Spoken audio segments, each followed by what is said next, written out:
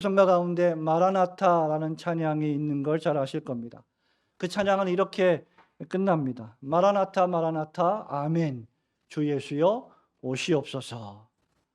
우리 주 예수 그리스도의 재림, 즉 다시 오심, 두 번째 오심을 기다리고 대망하는 유명한 찬양입니다. 그런데 이 마라나타라고 하는 이 단어는 주 예수여 오시옵소서라는 아람 방언입니다.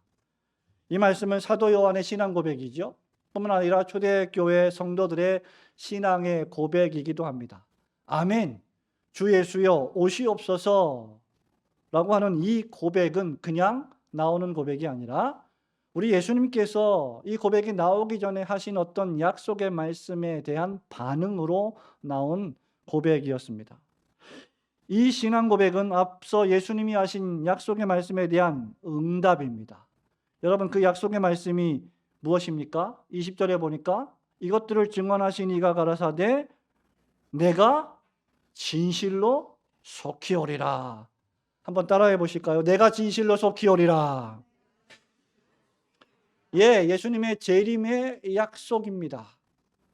보통 second coming, 두 번째 오심이라고 부르는 교리이죠. 그러니까 아멘, 주 예수여 오시옵소서. 예수님 오십시오. 맞습니다.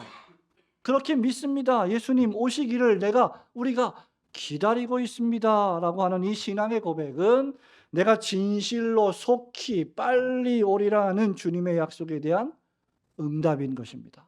그리고 이 약속에 대한 응답은 1세기 그리스도인들뿐만 아니라 21세기를 살아가는 여러분들도 매일매일 동일하게 고백해야 하는 응답입니다. 우리 예수님께서는 내가 진실로 속히 오리라는 말씀으로 재림을 약속해 주셨습니다. 그런데 안타깝게도 예수님의 다시 오신다, 예수님의 재림, 두 번째 오심 또는 예수님의 심판, 최후 심판, 종말, 지옥, 천국 이런 주제들은 오늘날 교회 강단에서 별로 잘 들어볼 수 없는 말씀이 되어버렸습니다. 우리가 아무리 힘들고 어렵게 산다고 할지라도 과거보다 모든 것이 풍요로워진 시대에 살고 있습니다. 유행가 가사처럼 원하는 것은 무엇이든 할 수 있을 것 같은 시대에 우리는 살고 있습니다. 이런 시대에 주님의 재림, 심판, 지옥과 같은 메시지는 현대 교인들에게 듣기 거북한 메시지가 되어버렸습니다. 하지만 여러분, 불과 73년 전에 대한민국에는 참혹한 전쟁이 벌어졌습니다. 오늘이 6월 25일이요. 한국전쟁이 발발한 지 73년이 지난 해이며 그날입니다. 북한이 대한민국을 침공한 한국전쟁이 시작된 지 73년이 지났습니다. 이 한국전쟁을 경험한 분들은 우리 교회 성도들 가운데 몇 손가락에 꼽을 정도로 얼마 되지 않을 것입니다. 그래서 우리는 전쟁이 무엇인지 잘 모릅니다. 전쟁이 무엇인지 잘 모를 정도가 아니라 너무나 풍요롭게 너무나 행복하게 살아가고 있기 때문에 전쟁이라는 것을 아예 생각조차 하지 못합니다. 수없이 북한이 미사일을 쏘아도 너무나 자주 쏘았기 때문에 그저 그런가 보다 하고 넘어갑니다. 하지만 여러분, 정말 전쟁과 같은 극한 상황이 오늘 벌어진다면, 오늘 이 상상하기도 싫은 이 대한민국 서울에 포탄들이 떨어지고 사람들이 죽어나간다면 여러분, 우리는 우리의 삶이 얼마나 소중하며 동시에 우리의 생명이 한순간 얼마나 덧없어질 수 있다는 생각을 하게 될 것입니다. 그리고 이 참혹한 상황을 빨리 해결해 주시는 주님이 오시기를 대망할지도 모릅니다. 그렇기 때문에 여러분, 이러한 순간에 주님의 재림과 심판은 교회와 그리스도인들에게 매우 중요한 메시지가 될 것입니다. 하지만 여러분, 그런 극한 상황 이전에 평소에도 이 주님의 마지막 최종 약속인 내가 속히 오리라 하는 주님의 재림의 말씀은 일상생활 속에서도 여러분들에게 중요한 메시지이어야 합니다. 주님의 재림의 날은 하나님께서 정하신 때가 이르는 세상의 마지막 날입니다. 세상의 마지막 날, 그날이 주님이 재림하시는 날이다. 구약과 신약 성경에서 이 날은 종종 세상 끝날, 큰 날, 종말의 날, 마지막 때 또는 마지막 날 등으로 묘사되었습니다. 이 날에 무슨 일이 벌어질까요, 여러분? 성경을 한번 보겠습니다. 데살로니가전서 4장 16절, 17절에서 바울이 이렇게 말합니다. 데살로니가전서와 후서는 바울의 종말론이라고 할 수 있겠죠. 주께서 호령과 천사장의 소리와 하나님의 나팔 소리로 친히 하늘로부터 강림하시리니 그리스도 안에서 죽은 자들이 먼저 일어나고 그 후에 우리 살아남은 자들도 그들과 함께 구름 속으로 끌어올려 공중에서 주를 어떻게 해요? 영접하게 하시리니 그리하여 우리가 항상 주와 함께 있으리라. 지금 우리는 주님의 영과 함께 있지만 이 날이 오면 주님과 얼굴을 대하여 마주보며 함께 거하게 될 것입니다.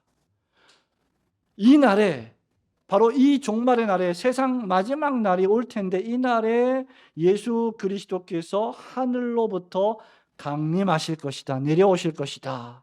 는 말입니다. 이유는 저와 여러분을 항상 주와 함께 있게 하시기 위함입니다. 그러므로 신자에게, 교회에게, 특별히 고난 중에 있는 신자에게, 어려움과 고통 중에 있는 신자에게 이 주님의 재림은 매우 중요한 메시지가 됩니다. 성도 여러분, 이 세상 역사, 여러분이 짧은 세월을 살아왔든 긴 세월을 살아왔든 나이가 많든 적든 지금 우리가 살아가고 있는 이 세상의 역사는 무의미한 순환과 반복의 역사가 아닙니다. 불교 철학에서 말하는 것처럼 시작도 없고 진행도 없고 끝도 없는 원의 역사가 아닙니다. 기독교의 역사는 창조가 있고 하나님의 통치와 섭리가 있고 하나님의 심판과 종말이 있는 역사입니다. 시작이 있고 진행이 있고 끝이 있는 역사가 바로 성경이 말하고 있는 역사이며 그 역사를 여러분은 목격하고 계십니다. 여러분의 부모님들, 여러분의 할아버지, 할머니들이 태어나셨고 사셨고 돌아가셨습니다. 시작이 있었고 진행이 있고 끝이 있습니다. 우리는 그것을 보고 있음에도 불구하고 기독교의 역사관을 이해하지 못할 때가 많이 있습니다. 자, 주님이 재림하실 때 이제 그 역사는 종말을 고하게 됩니다. 개인적인 종말이든 우주적인 종말이든 주님이 다시 오시는 세상의 끝날에 이 세상은 더 이상 우리가 보는 세상이 아닐 것입니다. 그것을 예수님께서 정하셨기 때문입니다. 그렇다면 우리 주님께서 속히 오시겠다라고 하신 이 날은 어떤 날일까? 우리 두 가지를 생각해 보려고 합니다. 첫 번째, 주님의 재림의 날은, 내가 속히 다시 오리라 하는 이 재림의 날은 악인들을 향한 하나님의 공의와 영광이 드러나는 큰 심판의 날입니다. 악인들을 향한 하나님의 영광과 공의가 드러나는 큰 심판의 날이다. 여러분 20절 말씀 우리 한번 더 읽어보도록 하겠습니다. 시작. 이것들을 증언하신 이가 이르시되 내가 진실로 속히 오리라 하시거늘 아멘. 주 예수여 오시옵소서. 아멘. 여러분, 사도 요한은 이것들을 증언하신 이가 말씀하시되 내가 진실로 속히 오리라고 기록하고 있습니다. 놀랍게도 요한계시록 22장에서 예수님은 내가 진실로 속히 오리라는 이 말씀을 몇 번 하셨을까요? 3번 하고 계십니다. 7절에서 우리 예수님 내가 속히 올 것이다 라고 하셨고 12절에서도 내가 속히 오실 것이다 하셨고 그리고 우리가 읽은 20절에서도 마지막으로 속히 오신다 하셨습니다. 성경에서 3번씩이나 반복되어 있다는 것은 여러분 무엇을 의미합니까? 엄청난 강조입니다. 그리고 완전하다는 뜻을 지닙니다. 다시 말하면 예수님의 재림의 약속은 확실하고 완전하다는 말입니다. 그날은 여러분이 인식하든 인식하지 못하든 반드시 온다는 뜻입니다. 세상 사람들이 믿든 믿지 않든 이 날은 반드시 도래한다는 뜻입니다. 누구도 막을 수 없다는 뜻입니다. 그리고 우리 주님은 또 이렇게 말씀하셨죠. 내가 진실로 그 다음 속히 오리라. 여러분이 속히 오신다는 이 말씀 무슨 말씀입니까? 역시 속히 오시겠다고 하셨지 내가 몇 년, 몇 월, 몇 시 어디에 오시겠다 이렇게 말씀하신 적이 없으십니다. 그래서 여러분 사이비 종말론은 전부 다 날짜와 시간과 장소를 이야기합니다. 전부 다 사이비 종말입니다. 주님은 한 번도 그런 말씀을 하신 적이 없습니다. 속히 오시겠다 이 말은 그래서 언제 어느 때 오실지 모른다, 예기치 않게 오신다는 뜻입니다. 그러므로 이 말씀은 주님의 재림을 기다리는 그리스도인들에게 경고의 말씀이자 준비를 하고 있어야 하는 말씀이 되는 것입니다.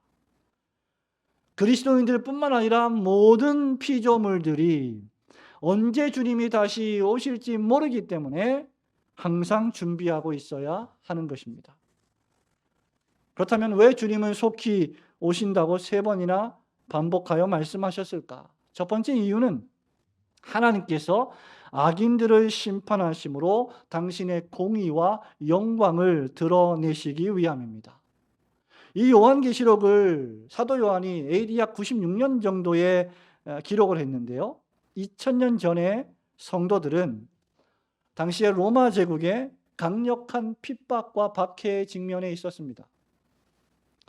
우리가 코로나 3년 동안 지자체나 정부가 예배를 드리지 못하게 한 그 정도의 핍박은 핍박 정도가 아닙니다. 네로 황제의 핍박을 여러분 잘 아시죠? 글라디에이터 영화에서 나오는 검투사 대결들 여러분 너무나 잘 아시죠? 그 콜로세움에서 그리스도인들이 사자의 밥이 되었고 검투사들의 대결에 의하여 수없이 많은 그리스도인들이 죽어나갔습니다. 그 당시에 도미티아누스의 황제 숭배에 따라서 황제를 신으로 숭배하라는 명령에 따라서 이 명령을 따르지 않는 그리스도인들은 참수를 당했습니다. 신자들은 그들의 믿음을 지키기 위해서 많은 손해와 핍박을 감수해야만 했습니다. 그런 그들에게 사도 요한이 위로하는 편지가 요한계시록입니다. 내가 진실로 속히 오리라. 여러분 초대교회 요한계시록의 독자들은 예수님이 금방 오실 것이라 생각했습니다. 속히 오시겠다 하셨기 때문이죠. 그런 그들에게 주님이 다시 오신다는 약속은 대단한 소망이 아닐 수 없었습니다. 이유는 주님이 오셔서 하실 일 가운데 하나가 뭐냐면 바로 그리스도를 황제로 경배했던 오직 한 분 그리스도 예수만 경배했던 그리스도인들을 박해하고 죽이려 하고 핍박하고 고통을 주었던 악인들과 마귀들과 사단을 악의 세력들을 주님이 심판하실 것이기 때문입니다.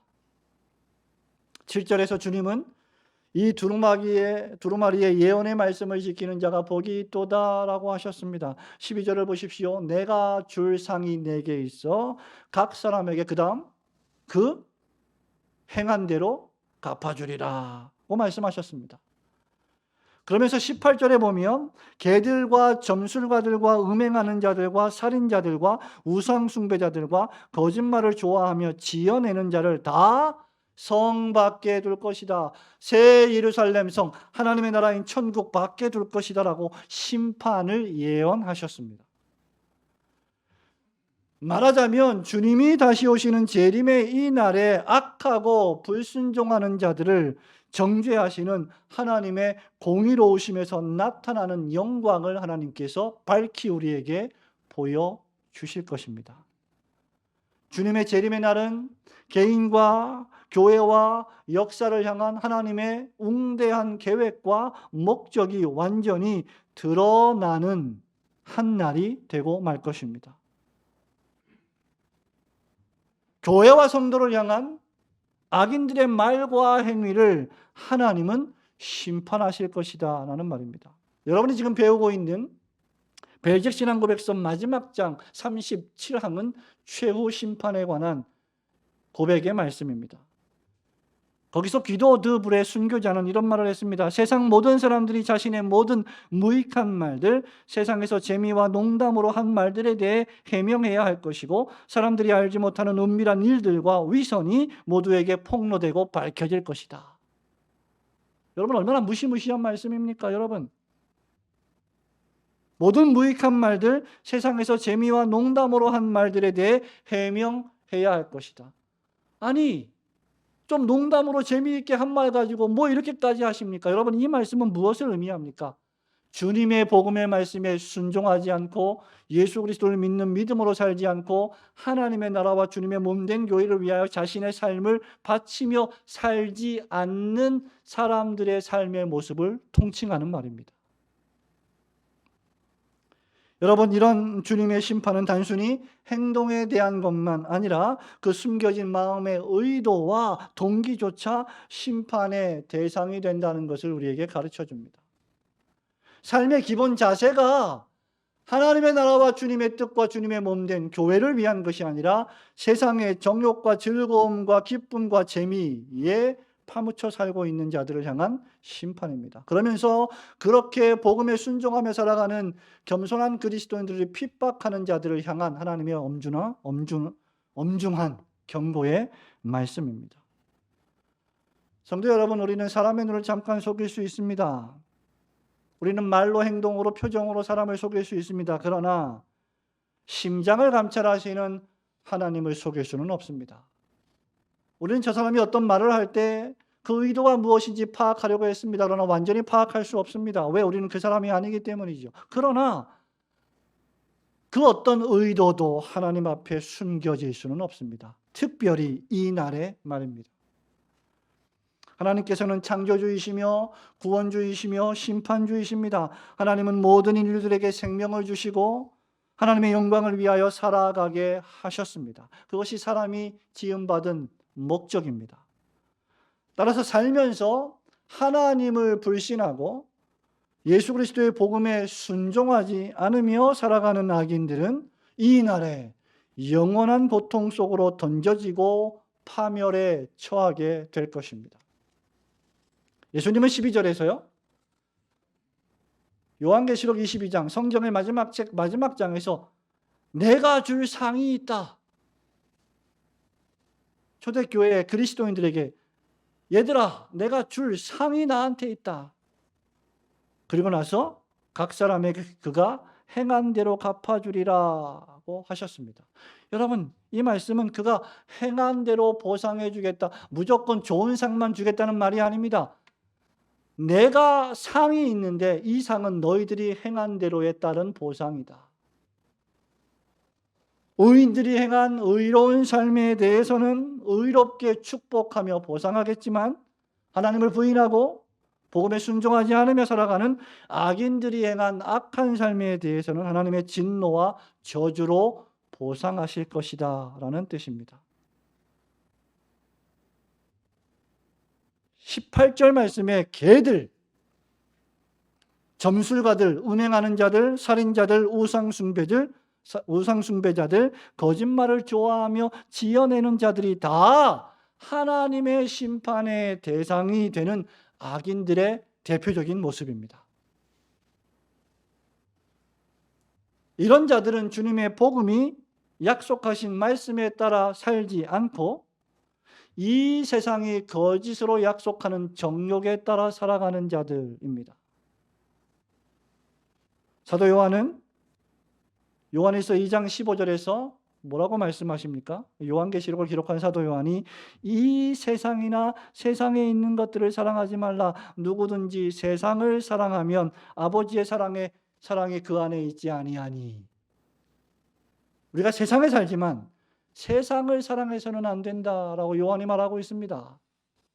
사도 바울의 동역자로 살다가 사도 바울을 배신하고 떠났던 데마가 했던 중요한 실수가 무엇입니까? 세상을 사랑하여 세상으로 간 것입니다. 그 세상을 사랑한 것이 무엇인지 우리는 정확히 알 수가 없습니다. 성경에 기록되어 있지 않기 때문이죠. 그러나 사도 요한의 이 말씀에 보면 육체의 정욕, 안목의 정욕, 이생의 자랑일 것이라 추측합니다.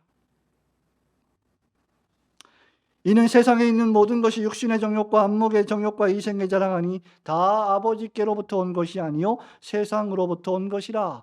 왜 여러분 우리가 세상에 살면서 세상을 사랑하지 않고 우리의 육체의 정욕과 감정대로 살아서는 안 될까? 왜 우리는 하나님 나라와 주의 복음을 위하여 순종하며 살아가야 할까? 그 이유는 이 세상도 지나가고 정욕도 지나가되 오직 하나님의 뜻을 행하는 자는 영원히 거하느니라는 이 사도 요한의 말씀 때문입니다. 먼저 주님의 나라와 주님의 뜻과 의를 구하지 않고 이 세상의 정욕대로 살아간 자들, 즉 하나님의 말씀이 우리의 말과 생각과 행동의 표준이 아니라 자기의 감정, 자기의 정욕, 자기의 혈기가 자신의 삶의 표준이 되는 사람들, 그런 자들은 공의로우신 하나님의 진노와 심판을 면하지 못할 것입니다. 이런 심판은 놀랍게도 여러분, 살아있는 자들뿐만 아니라 이미 죽은 자들에게도 임하는 심판입니다. 우리 예수님께서 요한복음 5장 28절과 29절에서 이렇게 말씀하셨습니다. 이를 놀랍게 여기지 말라. 무덤 속에 있는 자가 다 그의 음성을 들을 때가 오나니. 그 다음 다 아시죠? 선한 일을 행한 자는 생명의 부활로, 악한 일을 행한 자는 심판의 부활로 나오리라. 그러므로 신자들은 그리스도의 재림의 날에 악인들을 향하신 하나님의 무시무시한 심판을 생각하면서 더욱 복음의 말씀에 순종하고 하나님의 나라와 주님의 몸된 교회를 위하여 고난을 받으며 수고를 견디어 내야 할 것입니다. 비록 환난과 핍박이 와도 주님의 재림의 심판이 있을 것을 소망하며 기대해야 합니다. 그러면서 동시에 시편 139편 23절과 24절의 다윗처럼 이렇게 기도해야 할 것입니다. 하나님이여 나를 살피사 내 마음을 아시며 나를 시험하사 내 뜻을 아옵소서. 내게 무슨 악한 행위가 있나 보시고 나를 영원한 길로 인도하소서. 이런 주님의 심판의 메시지를 들을 때 그리스도인들은 자기 자신을 살피고 자기 생각을 살피고 자기 말과 자기 행위를 살피고 그것을 회개하며 영원한 길로 인도해 달라고 겸손히 기도하는 사람들입니다. 주님이 속히 오실 재림의 날이 악인들을 향한 하나님의 공의와 영광이 드러나는 심판의 날이 될 것임을 깨닫고 여러분 더욱 각성하며 하나님의 나라와 그의 의만을 구하며 살아가시는 성도들이 되시기를 주님의 이름으로 축원합니다. 둘째로 내가 진실로 속히 오리라. 아멘. 주 예수여 오시옵소서. 여러분 이 날은 주님의 몸된 교회와 주님의 자녀들인 성도들을 우리 주님께서 크게 위로하시는 축복의 날입니다. 그러니까 이 날은 축복의 날입니다. 진노와 심판의 날이자 동시에 위로와 축복의 날입니다. 여러분 20절 말씀을 읽었는데 한 번 더 읽어볼까요? 시작. 이것들을 증언하신 이가 이르시되 내가 진실로 속히 오리라 하시거늘 아멘. 주 예수여 오시옵소서. 예, 아멘. 여러분 앞서 우리는 이 날이 악인들을 향한 주님의 공의로우신 심판의 날이 될 것이라고 했습니다. 그런데 사도 요한이 이 심판의 날 메시지를 선포하면서 뭐라고 지금 고백하고 있습니까? 아멘. 주 예수여 오시옵소서. 이 날이 심판의 날이 될 것인데 지금 요한은 그 심판의 날이 오기를 고대하고 있다는 말입니다. 여러분 심판이 어감이 좋은 단어입니까? 그렇지 않습니다. 정죄와 진노와 하나님의 멸망하심, 파괴하심의 엄청난 능력이 드러날 그 날이 여러분 두렵고 무시무시한 날이 되지 않겠습니까? 그런데 요한은 아멘 주 예수여 오시옵소서. 심판하여 주옵소서. 이런 말씀을 하는 겁니다. 왜냐하면 이 재림의 날, 세상 끝날 이 주님이 다시 오시는 날은 악인들에게는 심판과 저주의 날이 되겠지만 의인들에게는 큰 위로와 승리와 축복의 날이 될 것이기 때문입니다. 마태복음 3장 2절에 세례 요한이 와서 첫 번째 설교를 했습니다. 우리 예수님께서 마태복음 4장 7절에서 처음으로 첫 설교를 하셨습니다. 그 첫 설교의 주제가 무엇인지 여러분 기억하십니까? 회개하라, 천국이 가까웠느니라.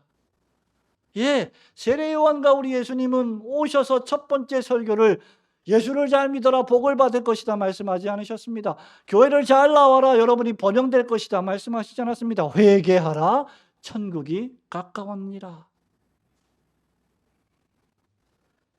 회개하는 이유는 무엇입니까? 하나님의 나라가 지금 도래하고 있기 때문입니다. 이 나라에 들어가려면 회개가 필수이기 때문입니다.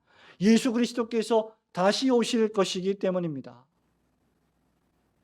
이 말씀은 예수님을 구세주로 고백하는 우리 성도들에게 경고의 말씀이자 동시에 큰 위로의 말씀입니다. 왜냐하면 정말 죄를 회개하고 자신이 죄인임을 깨닫고 죄를 회개하고 예수 그리스도의 복음에 순종하며 예수님을 믿고 살아가는 자들이야말로 천국에 들어갈 천국 백성이 될 것이기 때문입니다. 아무나 하나님의 나라에 들어갈 수가 없습니다.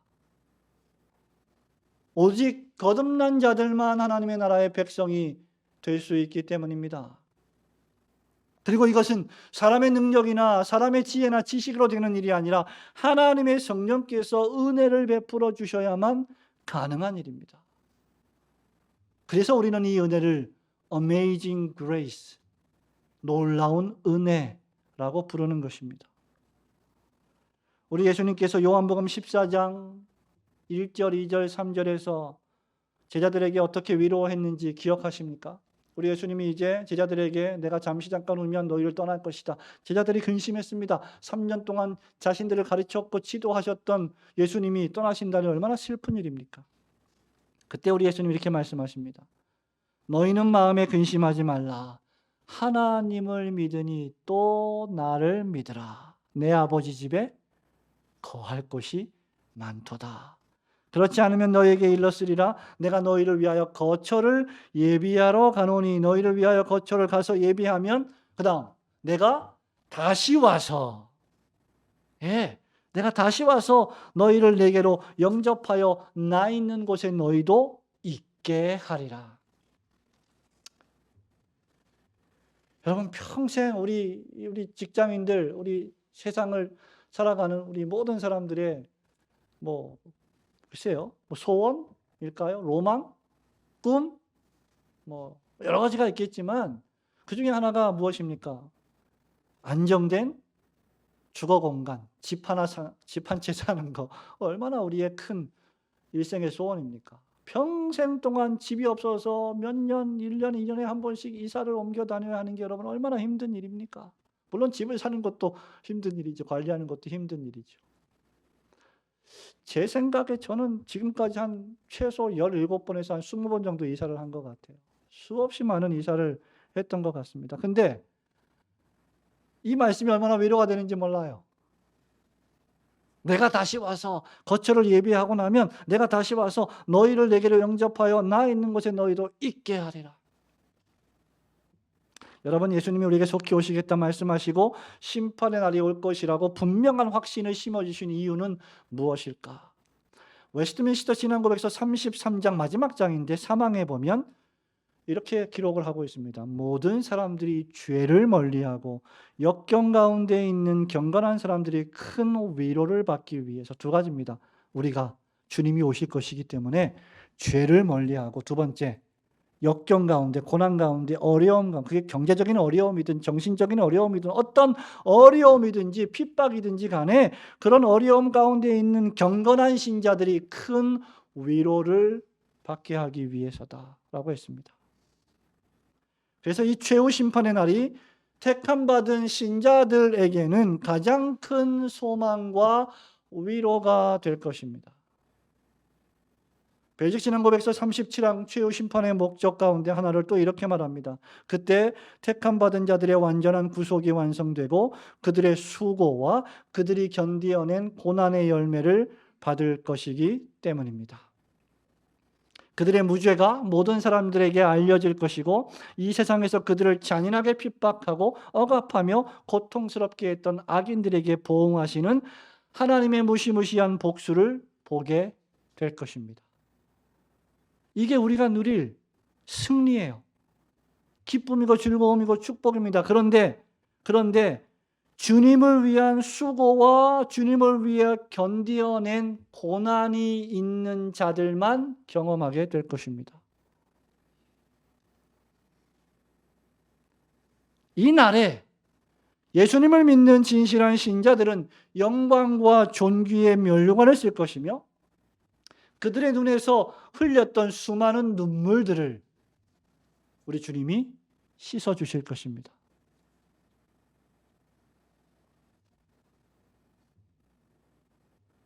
또 우리 예수님께서 다시 오시는 그날에 정말 예수님을 사랑하고 예수님을 위하여 살았고 주님의 몸된 교회를 위하여 평생 순종하며 살아갔던, 하나님 나라를 위하여 살아갔던 사람들의 마음에 단 한 번도 품어본 적이 없는 영광을 그들에게 은혜로운 상급으로 주실 것입니다. 여러분, 소원, 이제 나이가 좀 들어가면 뭐 좀 소원이 좀 없고 그러지 않습니까? 젊을 때는 뭐 이것도 갖고 싶고 저것도 갖고 싶고 이것도 하고 싶고 저것도 하고 싶은데 한 50이 넘어가면 이제 뭐 별로 갖고 싶은 것도 없고 뭐 하고 싶은 것도 되고 싶은 것도 없고 그렇지 않습니까? 아직도 그러십니까? 아니면 20대 때부터 벌써 하고 싶은 거 없고 뭐 그렇습니까? 근데 우리는 뭔가 좀 하고 싶은 거, 되고 싶은 거 있어요. 아, 이게 있으면 정말 좋겠다, 우리 마음속에. 근데 그런 것들이 있는데 단 하나도 우리의 마음속에 상상해 보지도 못했던, 이걸 보면 상상해 보지도 못했던 엄청난 영광을 우리 주님이 상급으로 주실 것이다, 그날에. 목사님, 저는요 그거 안 받을게요. 저는 그냥 여기서 좀 좋은 집에 살고 싶고. 아직도 모르는 거예요, 복음을. 그렇다면 복음의 그 능력을 아직 체험하지 못하는 거예요. 이 세상이 좋고 안락하고 편안하고 즐겁고 행복하기만 해서 하나님의 나라를 기다리지 않는다면 아직도 그리스도의 십자가 복음의 능력을 깊이 체험하지 못하는 것입니다. 주님의 재림의 날에 관한 이런 말씀들은 우리를 어떻게 위로하고 어떤 각오로 우리의 성도의 삶을 살아가도록 만들어줄까요? 우리의 구원이 보장되어 있습니다. 예수님이 십자가에서 피 흘려 돌아가셨기 때문에 우리의 구원은 안전합니다. 우리는 하나님의 나라 백성들이 되었습니다. 진실로 거듭나고 죄를 회개하고 예수님을 나의 인생의 구세주로 고백했다면 말입니다. 그러니 우리의 구원이 보장되어 있고 주님이 재림하실 것이고 악인들을 심판하실 것이고, 그러니 나는 아무렇게나 허랑방탕하며 살면 되겠습니까? 그렇지 않습니다. 우리는 이 날을 준비하며 살아갈 것입니다. 매 주일은 사실 이 날을 준비하며 살아가는 날들입니다. 19세기에 중국 내지 선교회의 설립자였던 선교사님이 계신데 아주 훌륭한 유명한 선교사님, 허드슨 테일러라고 하는 선교사님이 계십니다. 이분이 그리스도 예수의 재림을 자신의 선교적 삶을 더욱 주님께 드리는 원동력으로 삼으며 이렇게 고백한 적이 있습니다. 주님이 곧 오신다면 그것은 선교에 더 많은 노력을 기울이도록 자극하는 대단한 실제적인 동기가 되지 않겠는가? 나는 이 사실보다 나를 더 자극하는 다른 동기를 갖고 있지 않다. 주님이 속히 오시겠다고 하셨으니까 허드슨 테일러는 할 수만 있으면 모든 시간에 중국인들에게 복음을 전하려고 더욱 애써야 되겠다라고 말한 거예요. 여러분 청년들 어떻습니까? 요즘 청년들은 글쎄 잘 모르겠습니다. 제 말이 아닙니다. 뭐 네이버나 어떤 뭐 여론의 말인데, 영국이나 미국에 한 10년, 20년, 30년 전만 해도 열심히 일을 해가지고 영국이나 미국 사람들이 열심히 일을 해가지고 뭐 하냐면 이스터 할러데이, 뭐 부활절 휴가 때 한 일주일, 2주일 동안 해외여행을 가고 그걸 목적으로 돈을 벌어요. 들어보니까 요즘 청년들이 열심히 돈을 벌어서 여행 가려고 돈을 번다, 놀려고 돈을 번다, 이렇게 뭐 말하는 그런 언론들이 있더라고요. 근데 여러분, 주님이 곧 오신다면 여행도 가야 되겠지만 복음을 위하여, 하나님의 나라를 위하여 우리가 살아가는 삶의 자세를 견지해야 하지 않겠습니까? 하나님의 전신갑주라는 책을 쓴 유명한 청교도 목사님이 계십니다. 17세기에. 여러분 제가 몇 번 소개해 드렸을 거예요. 윌리엄 거널이라고 하는 분입니다. 에베소서 6장을 2000페이지에 걸쳐 쓴 분이죠. 그리스도는 반드시 다시 오신다고 말씀하셨다. 하지만 정확한 날짜를 말씀하시지는 않으셨다. 우리가 절대 옷을 벗거나 등불을 끄지 않도록 하기 위해서다. 준비하고 있으라는 거죠. 항상. 모범적인 그리스도인 대통령으로 유명했던 미국의 지미 카터 대통령은 이렇게 말했습니다. 우리는 마치 그리스도께서 오늘 오후에 오실 것처럼 살아야 한다. 이 멋진 대통령 아닙니까? 그러므로 여러분, 그리스도의 재림은 우리의 신앙생활을 나태하게 만들지 않습니다. 우리의 신앙생활을 더욱 뜨겁고 열정적으로 신앙으로 섬기고 봉사하게 만듭니다. 그리스도께서 오늘 오후에 오신다면 여러분 어쩌시겠습니까? 조금만 늦게 오시지. 아직 내가 좀 할 일이 좀 있는데. 아직 나는 결혼도 아직 안 했는데. 만일 주님이 오늘 오후에 오신다면 우리는 우리의 섬김과 봉사를 최고로 드려야 할 것이고, 그리고 매일을 그렇게 살아야 할 것입니다. 사랑하는 우리 성도 여러분, 말씀을 맺습니다. 주님이 오시면요, 우리를 천국 혼인잔치에 데리고 가실 것입니다. 그러므로 이 주님의 재림을 열렬히 기다리지 않는 교회는 참된 교회가 아니며, 이 재림을 가르치고 설교하지 않는 교회는 참된 교회가 아닐 것입니다. 참되고 정결한 그리스도의 신부로서의 교회는 언제든지 우리를 그 천국 혼인잔치로 데려가실 신랑 되신 우리의 구세주 예수 그리스도를 기다릴 것이기 때문입니다. 그래서 여러분, 사도 요한은 요한계시록을 마감하면서 이 일이 얼마나 한편으로는 쉽지 않은 일임을 잘 알고 있기 때문에 마지막 21절에서 무엇을 기도하고 있습니까? 주 예수의 은혜가 모든 자들에게 있을지어다. 아멘. 은혜가 너희 모든 자들에게 있을지어다로 마칩니다. 여러분이 하나님의 자녀가 되려면요, 은혜가 필요합니다. 여러분의 자녀들이 변화하려면 은혜가 필요합니다. 여러분의 남편과 아내가 변화하려면 여러분의 능력이 아니라 은혜가 필요합니다. 그리고 우리가 하나님의 자녀로 살아가려면 또 역시 은혜가 필요합니다. 성도에게 은혜가 떨어지면 어떻게 됩니까? 여러분, 성도에게, 그리스도인에게 은혜가 떨어지면 어떤 경우에는 불신자보다 더 추하고 악한 사람이 됩니다. 은혜가 떨어지면 고난을 견디지 못합니다. 은혜가 떨어지면 시험에 듭니다. 은혜가 떨어지면 주님의 재림을 기다리지 못합니다. 시선을 자꾸 이 세상에 두게 됩니다. 그러나 은혜가 충만하면 그리스도를 바라봅니다. 다시 오실 주님을 생각하며 자신의 생각과 말과 행동을 경건하게 살아갑니다. 오직 주님의 은혜만이 우리를 하나님의 나라에 넉넉히 들어가게 하실 것이기 때문입니다. 여러분의 공로로는 절대로 하나님의 나라에 들어갈 수 없습니다. 주님의 십자가 보혈의 공로만이 우리를 하나님의 나라에 들어가게 해 주실 것입니다. 그래서 우리는 주님께서 항상 은혜 베풀어 주시기를 기도하는 것입니다. 그래서 그 받은 은혜로 사도 요한과 함께 절박하게 외치는 겁니다. 아멘. 주 예수여 오시옵소서.